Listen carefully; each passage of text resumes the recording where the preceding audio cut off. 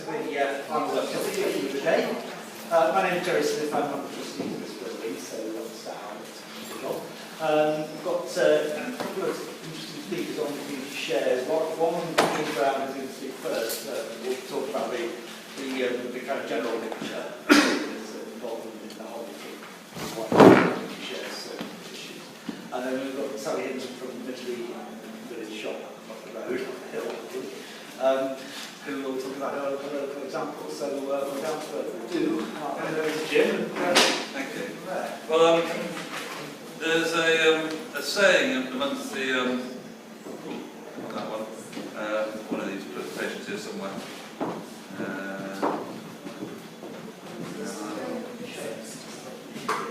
That's it here.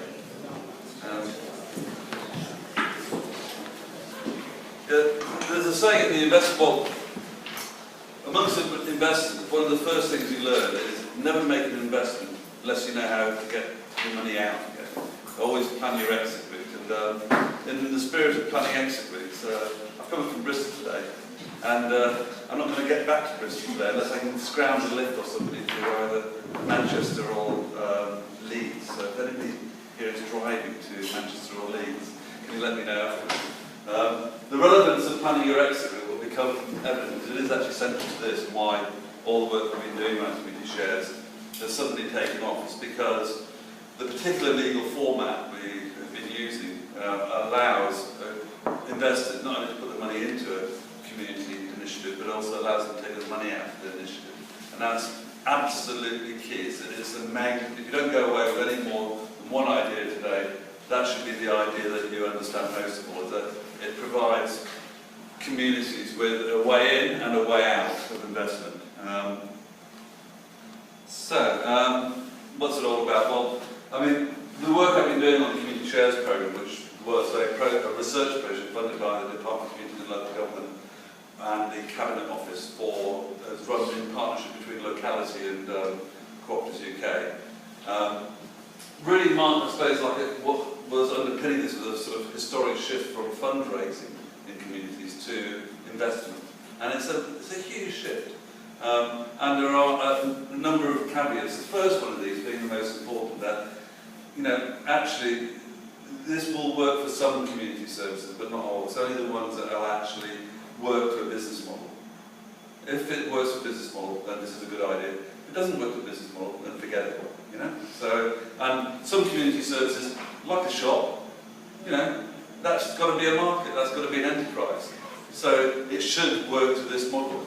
There's going to be other things like essential services, combating poverty. Not going to be done by this. So being clear about whether a business model is appropriate is a really crucial first step.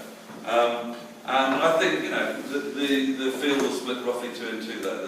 There's some projects that definitely do suit a business model, and others that definitely don't. And what's been happening is that communities have been starting to realise that businesses can be run for a social purpose. So is there a business model, and can that business model be run for a social purpose, for a community purpose, rather than for a private purpose? And that realisation is growing very quickly, and we're seeing, what's underpinning this is this shift from funding community enterprises, from using a fundraising approach to an investment approach. And for instance, Sally's going to be talking about her shop. There is over, I think, something like 250 of these now around the country. Most of those, the numbers been building up over the last 10 years or so. A lot of the early ones were all funded through fundraising. It's only in the last 3 or 4 years that they've started to look to investment. Why? Because they need more money than you can raise through fundraising. What I can afford to give and donate is a fraction of what I can afford to invest. My savings are much larger than my giving away fund, because my savings are about my pension, basically. But with that goes a huge responsibility. We're not messing with what people can afford to give away. We're messing with people's savings when we talk about investment. So it carries with it huge responsibilities, and I think those responsibilities need to be respected in the way in which you do it. So it's a very, very big thing. And bearing in mind, most people, I'm a saver, and I've got shares. Why have I got shares? Because 3 of the building societies I had money in demutualised. That's why I got shares. I never bought the shares. Very few people in the population have ever gone out and bought shares. It's estimated about 5% of the population have directly bought shares. So, again, this is a really unusual proposition to make to people. People do not get the idea of investing in a good cause. You give to a good cause. So we're asking for a very big shift in public attitude to do this.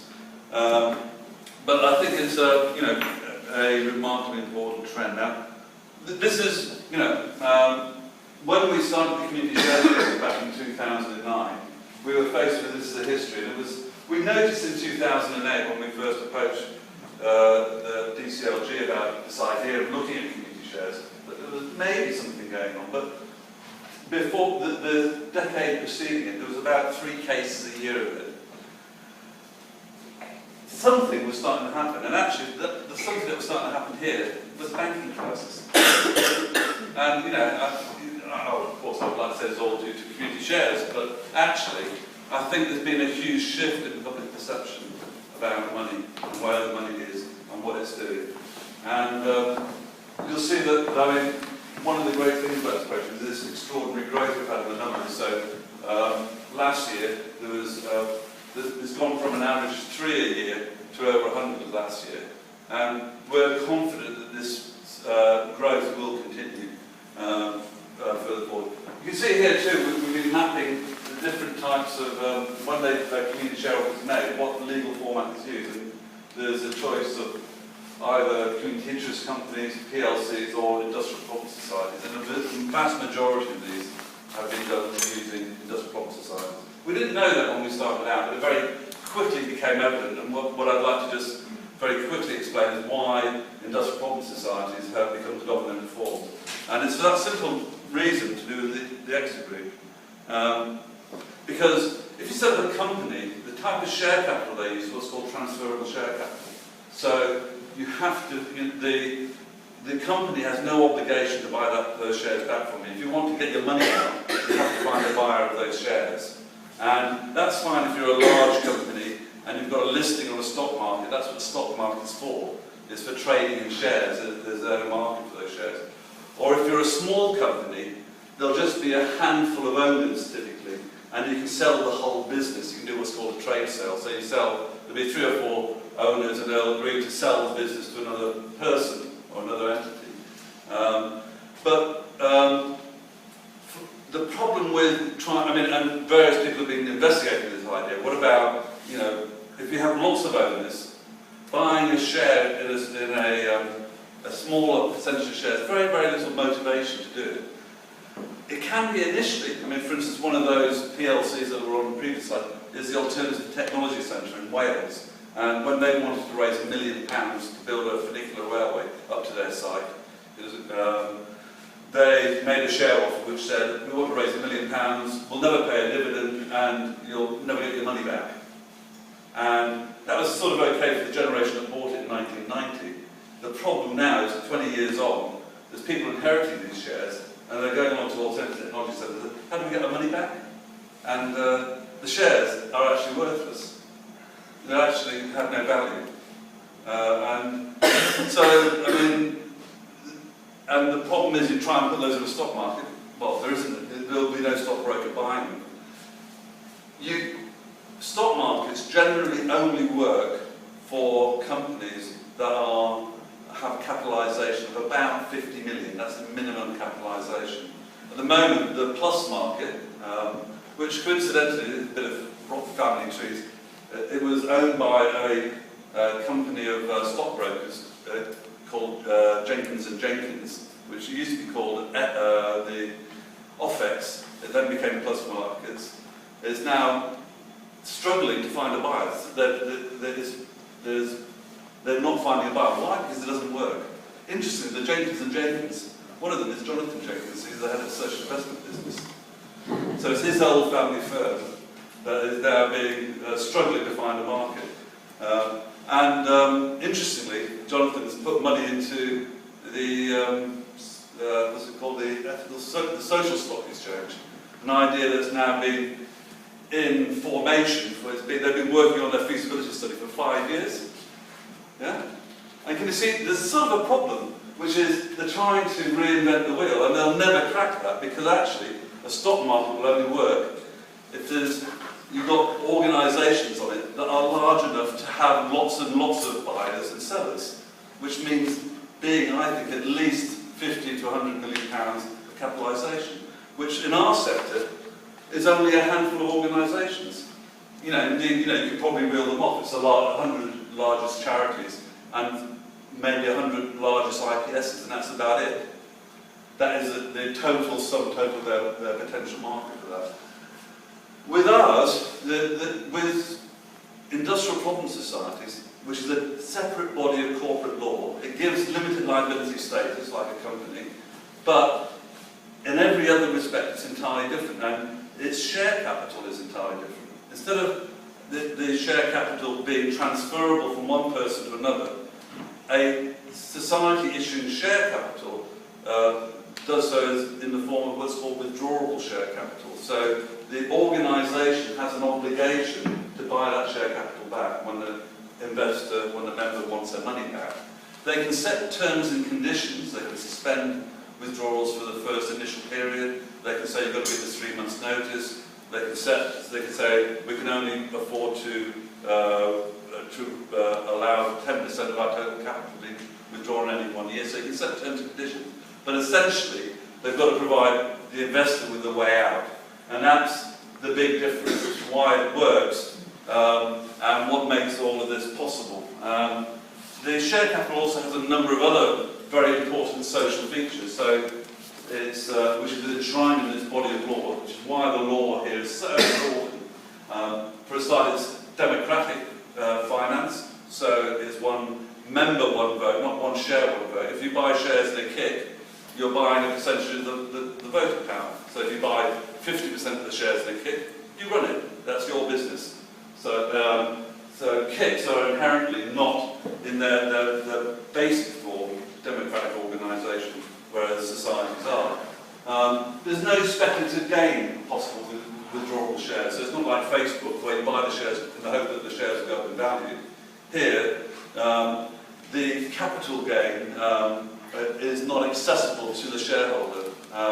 It gets a little bit more complicated about how that works within society, because there's two types of society: cooperative societies and community benefit societies. It's only a community benefit society that has the option of having an asset block, and the asset block is ultimately what prevents distribution to members. Cooperatives can't have an asset block with statutory meaning. They can put one in and it can be legally contested, so it can be protected, but it's not protected by statute. That's another issue. There's also another feature about there's a limit of maximum shareholding of any one individual, £20,000 in note. That's being reviewed as a limit, but the idea of the limit is to prevent a handful of individuals dominating a society. So, I mean, I've been working with a little community up in the Cotswolds recently. They were doing another shop, and they decided to lower that maximum to £5,000 because all they were looking to raise was £50,000. They wanted as many people in their community to buy shares. Ultimately, they raised their £50,000 from 400 households, and that was a really important part of it. Their minimum share price was £10, and lots of people, maybe 200 people, bought shares at £10, and they got the same rights as a handful of people.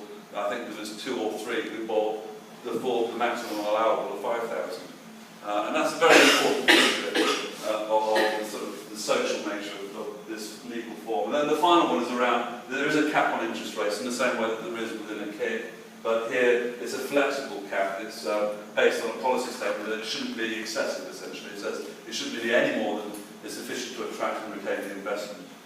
So that's the sort of the basis of it. Since 2009 to 2011, the years we were running this programme, there were 176 new societies, 71 made share offers during that period, and 59 completed, raising about 9.5 million from about 10,000 members.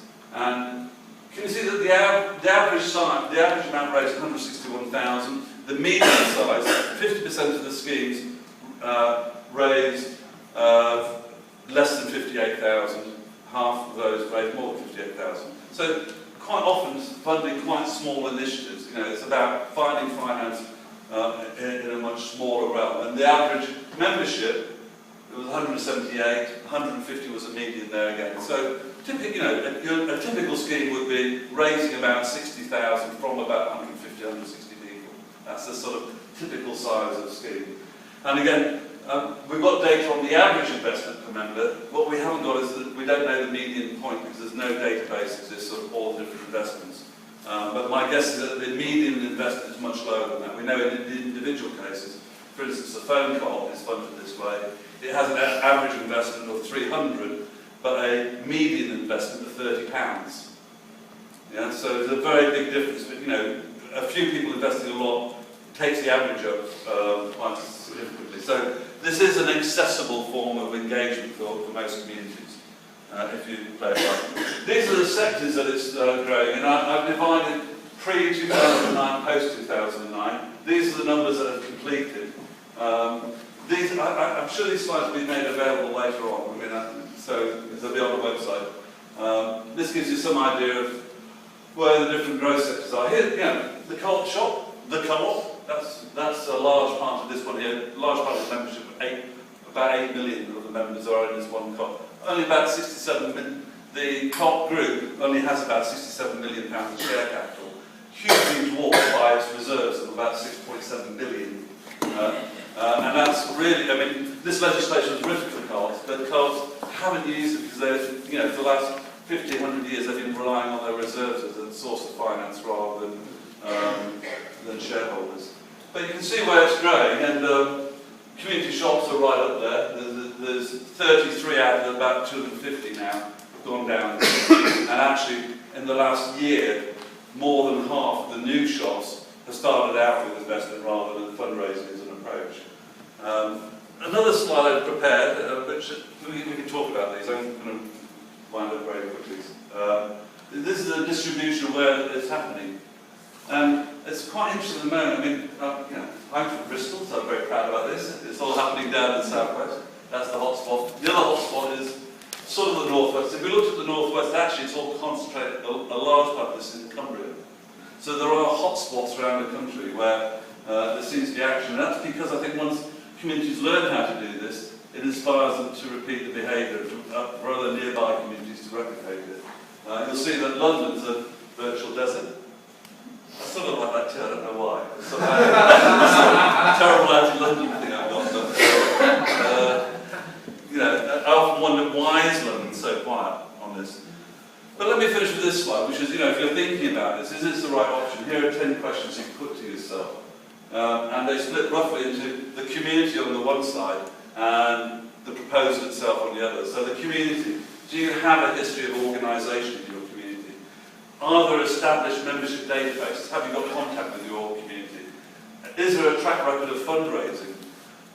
Is your community enterprising? Are there people with the experience of running businesses? And do you have access to business and professional skills? Because all of those things are very important ingredients. On the proposal side, does it serve a strong community purpose? Will people immediately get it? Does the proposal have a community customer base? And that's, I can explain why that's important, but essentially one of the ways in which this works is by engaging people as investors who then become very loyal customers. So it being a shop or a pub where the community is using the service directly itself, if it's invested, then it's more committed to using the service. It doesn't want to lose what they've just invested, do they? So that's an important part of it. It works best where, is there scope to run it as a profitable enterprise and to pay people interest on their share capital? That helps a lot. It's not the main reason for investing, but it certainly helps justify it. It helps justify parting with £500 if you say, well, look, it's getting equivalent to what it's getting in the Building Society. That really helps a lot with the investment. Also, it helps if it's going into some tangible asset rather than being spent on research and development. And finally, it's got to be in scale. And I've come across lots and lots of brilliant ideas which require 4 million from a community of 5,000, and it's never going to happen. So it's about keeping it in scale to the community that you're working with. But rather than sort of talking more about this, let's hear from Sally and see a practical example of how it's worked in practice. So, one of these, yes. Is that one? Is that one? Okay, thank you very much. Those juicy below. Well, we haven't touched at all before today, but actually I think what I'm going to say is going to be very complementary to what Jules just said. So let's start off with a bit of a sort of run through what's happened. Actually, if you see that, this was a press in 2001, so something's still changed. But this is the Heckenbridge Times, and this was a cutting, as I say, from 2001. Our local shop, post office, closed down, and that was the incentive for the community forum to come together. So, the sort of sequence of events, sorry, I'm trying to keep the screen, you see. As I say, the post office shop closed, community forum was set up. This was a very loosely constituted organisation at the time, with sort of aims and objectives just to support the local community. And then, because it didn't have any legal identity, we registered the Mission Matters Association Limited as an IMP society. We used the model rules that were supplied by an organisation called Versa, which is now being incorporated into Punky Foundation. And we were able to lease a corner of a listed barn from a local supporter and property owner. And he allowed us to have shop and post office on the ground floor and a community room on the first floor. Community room opened shortly after the shop and the post office. Lots of voluntary effort involved in the community room, a lot of people up there painting things. Unfortunately, the landowner's circumstances changed, and he had to give us notice on the lease. It had originally been intended to be a 10-year lease, but we were given our notice in 2008. But it was sort of, when you get somewhere else, when you move out, sort of thing, you've got to go on Sunday. So it was very supportive. But unfortunately, 2008, the post office closed. The post office, they paid £20,000 towards reopening our post office, and then they closed it down a few years later, which shows a lack of foresight on their part, particularly as it was a flourishing business. But anyway, in 2008, the post office closed. We were looking around the premises within a very small village, very tight village envelope, surrounded by green belts. It was very difficult to find somewhere else. But the old co-op shop in the village was available. So then we decided to go sort of flat out to secure this building. So we changed our rules to allow the share issues. We had to get legal advice to change the rules to allow us to fundraise to get the withdrawable shares. Then we launched our share offer in 2009. I think we started with almost 1 of 25 then. It was quite an achievement really. The co-op building, this is an old picture of it, Mission Industrial Cooperative Society Limited. We've got the original documents that set it up as an IMP society, so it's quite nice that it's sort of gone full circle. It was the IMP society closed down in the 70s. It was sold and partly converted into residential use. The bottom floor was used as bookbinders, and then it was sold on again to us as another IMP society. So it's quite nice to bring that circle round. This was it before we bought it. Now, if I could just say, it's quite a big building, and this, on the first floor, is a flat, and the flat is very important. The right-hand side, we now converted to the shop, and the left-hand side is the community room. Now, the flat, initially we weren't sure about, because we couldn't get any grants to buy the flat, so we had to make sure that we had enough community fundraising and the share issue to purchase the flat and do it up. But the flat income stream is essential, the income stream for the whole building. We've got 3 income streams. We've got the flat, the shop and the community room. The flat brings in the most through rental income, so it's very important.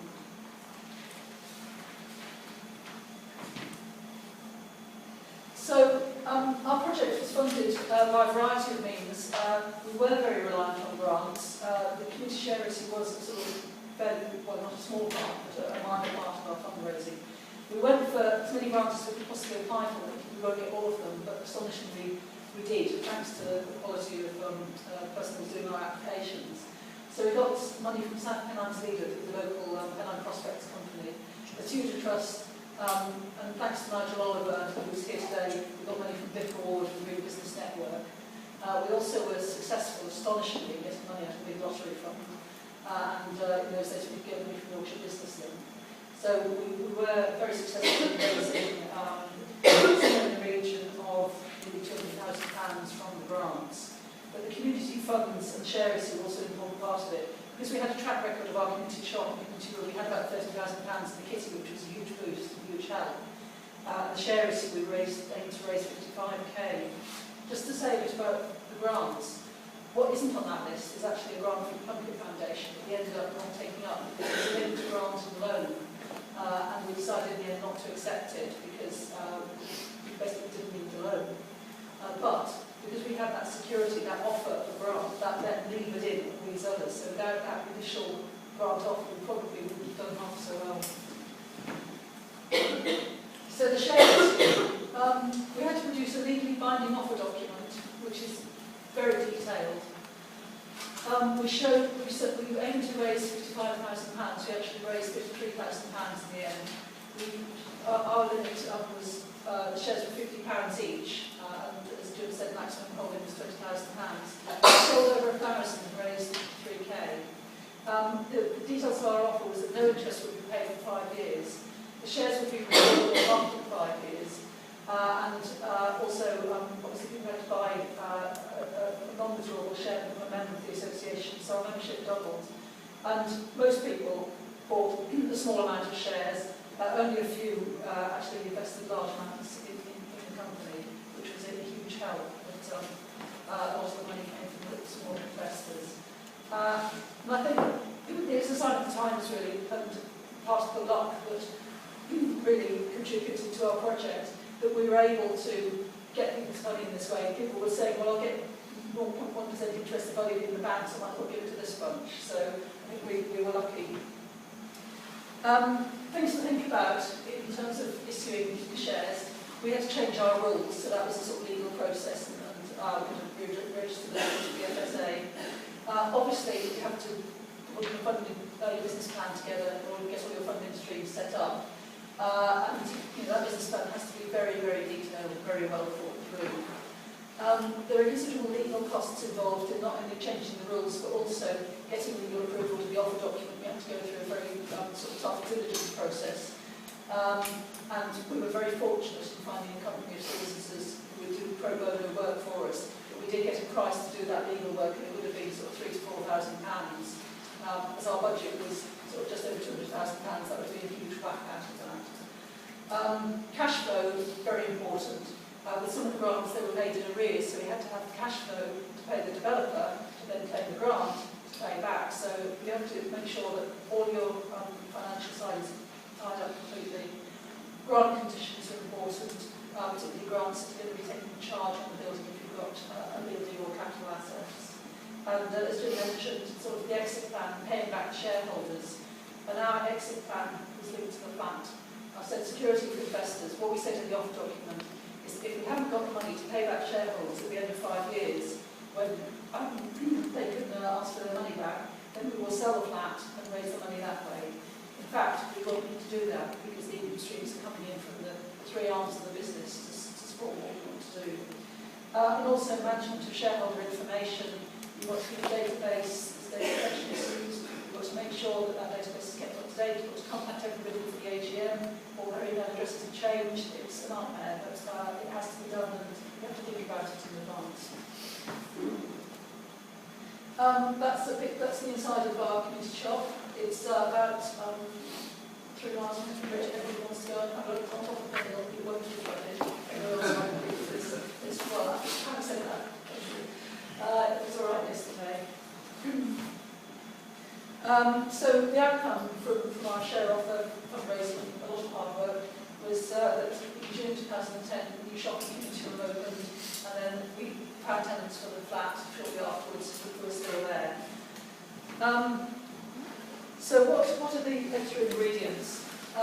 Volunteers, in our case, who are totally committed and persevering, who had a good range of skills, we had an accountant, a company director, and a lot of other people with very complementary skills. So we all met weekly for probably a good year, probably 18 months to get this project going. It was actually a lot of people, very few people taking a lot of responsibility and a lot of people behind doing lots of fundraising. A good dose of luck that our building was up for auction, it didn't sell, because the bottom was just put out the property market. If it sold, we wouldn't have a community shop. So, sort of strokes of luck like that really contributed. We're also lucky in that, it's the days of the last government, there wasn't money sloshing around, we got money from the RDA to release this thing, and so on. We obviously had strong support from our community. We're a small community, about 250 households, but quite a large scattered community around that. So, we had huge support from people to not only the fundraising, but actually doing things. Help from others. Actually, a couple of people are here today, which is nice. Paul and Russell, the architects, were hugely helpful to us. And Nigel Oliver from Green Business Network was also very helpful on the fundraising side. I said bottle tea and some wine. It was actually that way around. Before today, I put pen on weather on because it's always an uncertain element. Our building work was delayed for 2 months because of snow. Something always happens, and it's illustrated now. So that was our Jubilee celebration in the rain, of course. It was only last month, so it was a long time ago. And this is the shop and community room as it is now, as it was for that Jubilee day. And very well used facility, very well supported. The shop's run entirely by volunteers. We've got about between 30 and 40 volunteers, everybody doing a shift. And a small group that deals with the management of the shop, the purchasing and everything else. Community room supports a wide variety of events, usual sort of play groups to yoga, to wine tasting and quiz nights and all sorts. The flat, as I said, is an important funding stream for the building, and hopefully in the longer term we're going to raise the money, we intend to raise the money, pay the community shares off, and then perhaps we want to phase 2, making the building more energy efficient, perhaps opening up some of the spare space. There is some extra space upstairs which we will get for more community use. So thank you.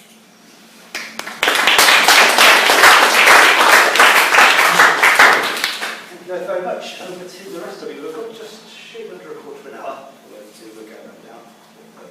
So, and can you just say who you are and where you're from? Simon Chisholm from Resonance. We're a social investment company. I just wanted to add something to what has been said by the speakers. We're involved in investing in situations where there's either a community or social kind of enterprise involved, and community share issues is something we're very interested in investing into, actually. And partly to plug a gap that we perceive in this market, we'd be interested in other people's view on this, but we see that the possibility that people go out to raise a certain amount that's needed for a project, say £100,000, but can only within the first raise get to maybe half of that, because there's a natural limit to how many people you can go out to when you go for a share issue. So what we're hoping to do is be able to kind of underwrite those situations and say that as long as the share issue gets halfway towards its target, then the fund that we have can kind of invest alongside and make it to the whole way and actually get the share issue complete and without being funded. And then maybe refinance later on, because once there's track record, then more traditional forms of financing come into play. So it's something that we're developing at the moment and interested in people's kind of response to. Thoughts on that, Jim? Well, I mean, I think this is not the only underwriting in this merger. There's another one also with corporate and community finance, and I think they do play a very invaluable role. I mean, if we look at, we know that the societies we deal with most of those, the community share finance is only a part of their overall funding package. Typically, we think about half what they're raising.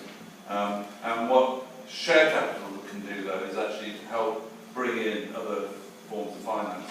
Quite a few people they get a bit nervous that, if we raise it from the shares, what would we be cutting off our chance to get grants? And actually, I think the reverse is often true, that your ability to show support from your community gives comfort to a lot of grant givers that actually it has, local support, community support. So, but with any other, as with any project, you don't want to get all your capital from one source, and having this range of options is very, very important. And I think a good underwriting scheme would will really help. So, I'm very, very pleased to hear about Residence's scheme. It's, it would be a very useful addition to our landscape. As I mentioned, a key part of our business plan was actually having a bundle offer and loan offer up front, and leave it in everything else.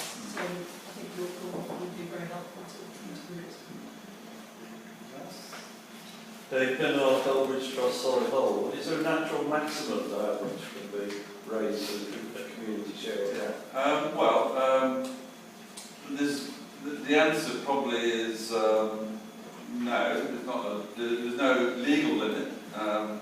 It is quite complicated. I mean, one thing I'd like to just correct a bit is if you're issuing withdrawable share capital as a cooperative society or a community benefit society, it's actually exempt from regulation. So I'm not quite sure what your legal costs were, but nothing because we got it free. yeah, but actually, I think it's very important to take good guidance on how to do this, and I'm sure that's what you were being provided with, was making sure that you were respecting the fact that people were putting their savings into this.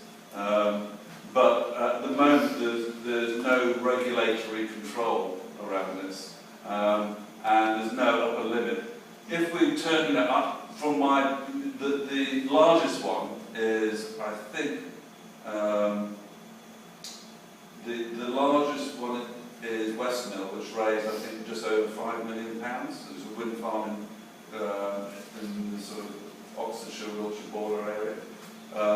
But actually their offer was a fully regulated offer. So some of the larger ones that are raising 3-4 million plus actually have chosen to go down, have a fully authorised prospectus. I think at the moment, I would say comfortably, the upper limit tends to be around 1 to 2 million. I mean, a good example would be FC United, the breakaway football club established by Manchester United fans who are all very pissed off on the Glazers, bought the club and doubled the season tickets. They couldn't afford to go anymore, so they created their own club. They're now building a stadium for £4 million.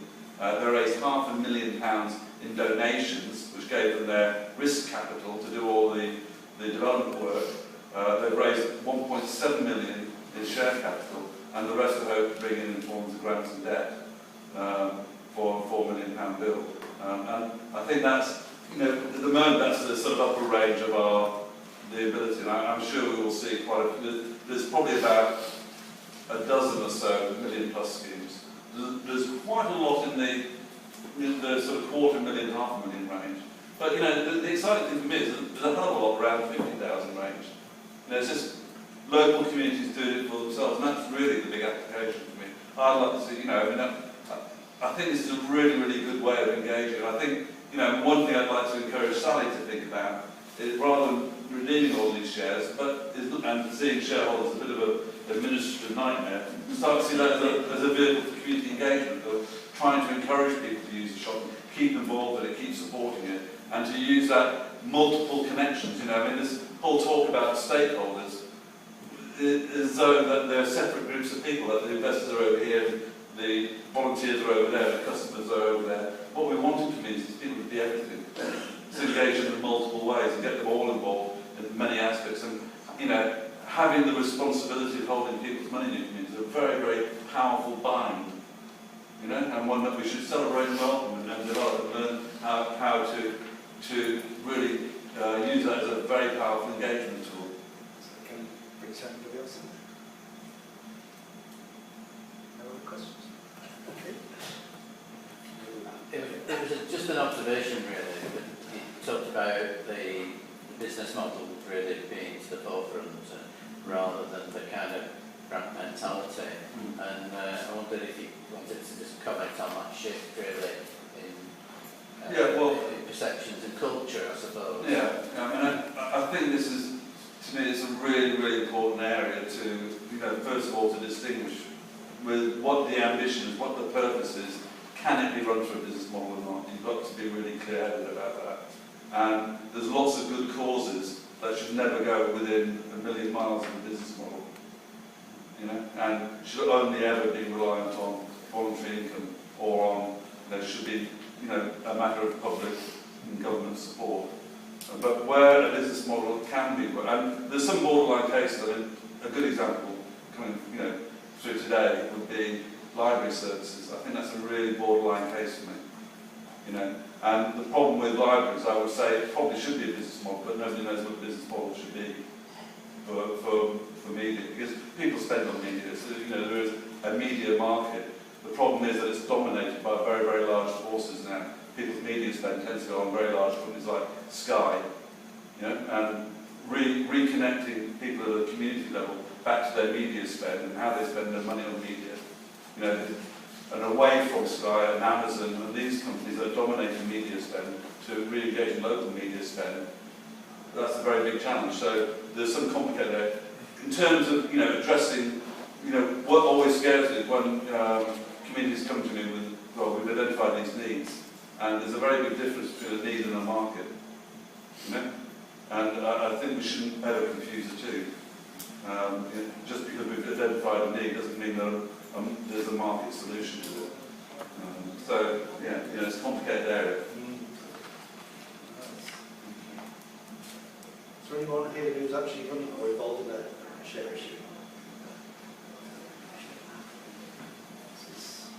Some of you, maybe people who actually have practical experience of it, so anybody else? No, one's just starting where I live in the centre of York, and there's a local pub that a group have got together, and the documents just come out about community shares, so it's very interesting. Well, pubs they're one of the new go-go areas. There's lots of groups looking at that, and what it's doing is actually helping spread it into an urban context. I mean, I think where this work is in its very, very early, it's in its infancy at the moment. I think its scope for growing will be as it moves into urban areas, and also as it starts to occur to existing organisations. I mean, what's really, anybody who's familiar with capital investment would look at what we're doing and say, what? Because, it's very, very unusual to do initial public offerings of investment in a new start business. It's just unheard of. That never ever happens in the city. They only go with established high growth companies, the ones that do share offers, not a new start, which is completely unknown. And I think what we'll see, as the voluntary sector starts to see the scope for this as a way of financing themselves, we'll see a lot more turning to it. And instead, I would like to see, at the moment, lots of housing associations raise very large amounts of their funding from the city through the bond market. And I think they would be much better off engaging the communities in which they're based and raising money from the public. There's a real desire for, we hear a lot about all this stuff, peer-to-peer lending and, crowdfunding and all this sort of stuff. I would like to see, our institutions, the third sector, re-engaging its community through direct investment in third sector projects where there is a stable income, and there's a lot of very well-established housing associations that I think would do well to consider turning to their communities for the funding, and it would actually help them get planning permission in their communities, I think, if they could see, let's cut back on all this buy-to-let stuff and let's do it through a housing association. People have got to put their savings somewhere. At the moment, our practice, we're a co-op, we've had our money in ethical investment funds, our pension funds, we've lost a third of its value. That our pension funds in our co-op haven't returned to the level that they were in 2000. So, we're mightily fed up with the city, and to have a stable environment in which we can invest would be a great thing. And that's, we've all got to, like it or not, we've all got to be savers. We've all got to have our money somewhere. So, I think this is a big new responsibility that communities should be looking to take on and provide that opportunity. So, I see a big opportunity for us going forward on this. That's very positive. But just one more quick, we are just about to. So if an existing organisation wants to do that, and say the traditional company limited by guarantee form, do they need to convert and set up an IPS as a trading arm? No, so just convert from being a CLG into an IPS, you can do that. There's no barrier to that whatsoever. You can't convert a company limited by guarantee into a company limited by shares, but you can convert a company limited by guarantee into a community benefit society quite easily. And is an IPS trading arm also an option? Well, you say trading arm, but what that implies that you wholly own the trading arm. Whereas we're talking about membership here, they own it, not you as a parent or body. Okay. Yeah. Okay, thanks very much. Can I thank our two speakers.